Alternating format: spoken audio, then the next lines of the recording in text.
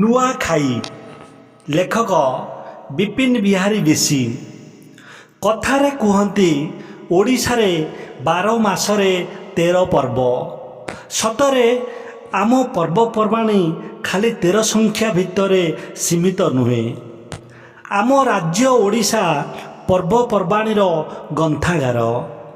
ଏହା ବ୍ୟତୀତ ଆହୁରି ଅନେକ ପର୍ବ ଆନନ୍ଦ ଉତ୍ସାହର ସହ ଆମେ ପାଳନ କରିଥାଉ।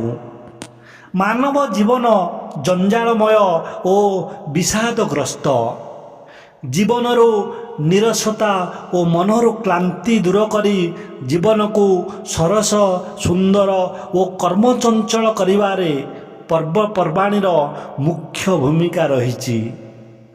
ପର୍ବପର୍ବାଣି ଗୁଡ଼ିକ ମଧ୍ୟରେ ନୂଆଖାଇ ଖୁବ୍ ପ୍ରସିଦ୍ଧ। ଇଷ୍ଟ ଦେବୀଙ୍କୁ ବର୍ଷର ପ୍ରଥମ ଅନ୍ନ ସମର୍ପଣ କରି ଖାଇବାର ପର୍ବ ହେଉଛି ନୂଆଖାଇ।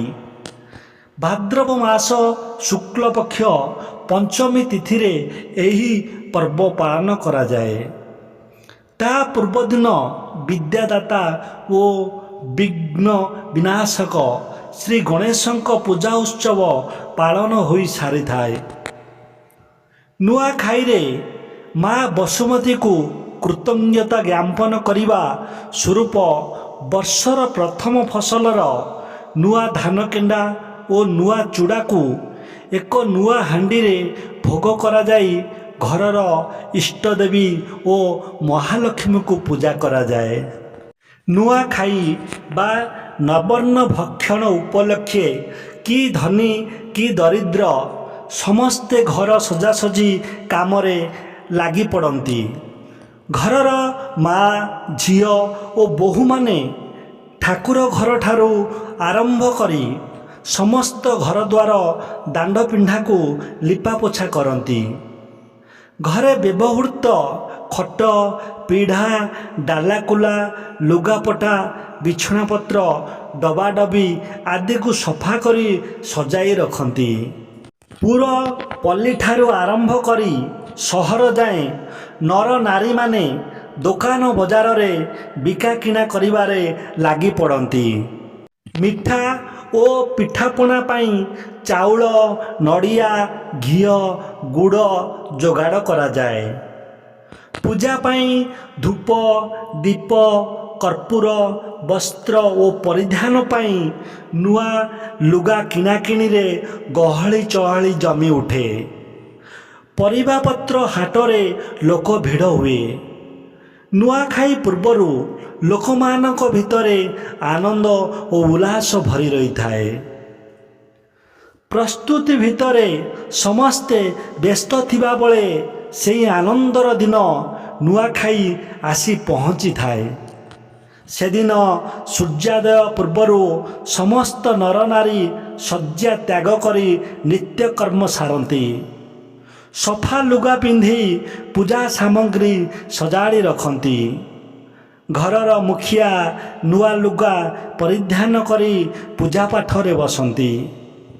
ସମସ୍ତେ ନୂଆ ଲୁଗା ପିନ୍ଧନ୍ତି। ପିତୃପୁରୁଷଙ୍କୁ ପିଣ୍ଡଦାନ ପରେ ନୂଆ ଧାନ କେଣ୍ଡା ଓ ଚୂଡ଼ା ପିଠାପଣା ଦେବାଦେବୀଙ୍କୁ ସମର୍ପଣ କରି ପୂଜା କରାଯାଏ। ଧୂପ ଦୀପ ଚନ୍ଦନ ଓ କର୍ପୂର ବାସ୍ନାରେ ଘର ମହକି ଉଠୁଥାଏ। ଶଙ୍ଖ ହୁଳହୁଳି ଘଣ୍ଟ ଘଣ୍ଟା ନାଦରେ ଘର ଓ ଅଗଣା ଦୁଲିକି ଉଠେ। ପୂଜା ଶେଷରେ ଘରର ସମସ୍ତେ ଗୋଟିଏ ସ୍ଥାନରେ ବସନ୍ତି। ଦେବୀ ଦେବତାଙ୍କ ପାଖରେ ଲଗାଯାଇଥିବା ଭୋଗରେ ନୂଆ ଚୂଡ଼ା ଘିଅ ମହୁ ଗୋରସ ଗୁଡ଼ ଓ କଦଳୀ ମିଶାଇ ପ୍ରସାଦ ପ୍ରସ୍ତୁତ କରାଯାଏ। ସମସ୍ତେ ପୂର୍ବ ଦିଗକୁ ମୁହଁ କରି ପତ୍ରର ଚଉତିରେ ବଢ଼ା ହୋଇଥିବା ଏହି ପ୍ରସାଦକୁ ସେବନ କରନ୍ତି। ତାପରେ ସାନମାନେ ବଡ଼ମାନଙ୍କୁ ମୁଣ୍ଡିଆ ମାରି ଜୁହାର ହୁଅନ୍ତି। ଏହାକୁ ନୂଆଖାଇ ଜୁହାର କୁହାଯାଏ। ତାପରେ ବଡ଼ମାନେ ଖାଇବା ପାଇଁ ବସନ୍ତି। ଘରେ ତିଆରି ହୋଇଥିବା ପିଠା ପଣା କ୍ଷୀରି ପୁରୀ ମିଠା ତଥା ଭଳିକି ଭଳି ଡାଲି ତରକାରୀ ପ୍ରସାଦ ରୂପେ ସେବନ କରି ସମସ୍ତେ ଆନନ୍ଦ ଉପଭୋଗ କରନ୍ତି। ନୂଆ ଖାଇସାରି ଘରର ଝିଅ ବୋହୂମାନେ ରଙ୍ଗ ବେରଙ୍ଗ ପୋଷାକ ପିନ୍ଧି ବାହାରି ପଡ଼ନ୍ତି ନୂଆଖାଇ ଭେଟ ଘାଟ ପାଇଁ। ଘର ଘର ସାଇ ସାଇ ବୁଲି ଗୁରୁଜନମାନଙ୍କୁ ମୁଣ୍ଡିଆ ମାରି ଜୁହାର କରନ୍ତି। ବୁଢ଼ା ବୁଢ଼ୀମାନେ ହସ ଖୁସିରେ କହନ୍ତି, ବଞ୍ଚିଥିଲେ ଆର ବରଷକେ ଦେଖା ହେମା। ଏହି ପର୍ବରେ ବୁଢ଼ା ବୁଢ଼ୀଙ୍କ ଠାରୁ ଆରମ୍ଭ କରି ପିଲାମାନଙ୍କ ପର୍ଯ୍ୟନ୍ତ ସମସ୍ତେ ଗାଁର ମନ୍ଦିରକୁ ଯାଇ ଦେବ ଦର୍ଶନ କରିବାର ବିଧି ରହିଛି। ଖରିଫ ଓ ରବି ଫସଲର ଉତ୍ପାଦନ ବଢ଼ୁ ଏବଂ ସଂସାରରୁ ଅନ୍ନ କଷ୍ଟ ଦୂର ହେଉ ବୋଲି ଠାକୁରଙ୍କ ପାଖରେ ପ୍ରାର୍ଥନା କରାଯାଏ। ସଞ୍ଜ ନଈ ଆସିଲେ ଖେଳକୁଦ ମଉଜ ମଜଲିସରେ ସମସ୍ତେ ମଜିଯାଆନ୍ତି। ଘୁମୁରା ନାଚ ଭଜନ କୀର୍ତ୍ତନ ନାଟ ତାମସା ଓ ଖିଆପିଆରେ ଲୋକେ ନିଜକୁ ହଜାଇ ଦିଅନ୍ତି। ବିଶେଷ କରି ଆଦିବାସୀ ସମ୍ପ୍ରଦାୟର ଲୋକଙ୍କ ନାଚ ଗୀତ ଓ ବାଦ୍ୟ ବେଶ ଆନନ୍ଦଦାୟକ ହୋଇଥାଏ। ସେମାନେ ଏହି ପର୍ବକୁ ଉତ୍ସାହ ଓ ଉଦ୍ଦୀପନା ମଧ୍ୟରେ ପାଳନ କରିଥାନ୍ତି। ନୂଆଖାଇ ଏକ ସାମାଜିକ ଓ କୃଷିଭିତ୍ତିକ ପର୍ବ। ଏହି ପର୍ବ ପାଳନ ଫଳରେ ନୂଆ ଫସଲ ଅମଳ ପାଇଁ କୃଷକ ମନରେ ଆନନ୍ଦ ଓ ଉତ୍ସାହ ବଢ଼ିଯାଏ।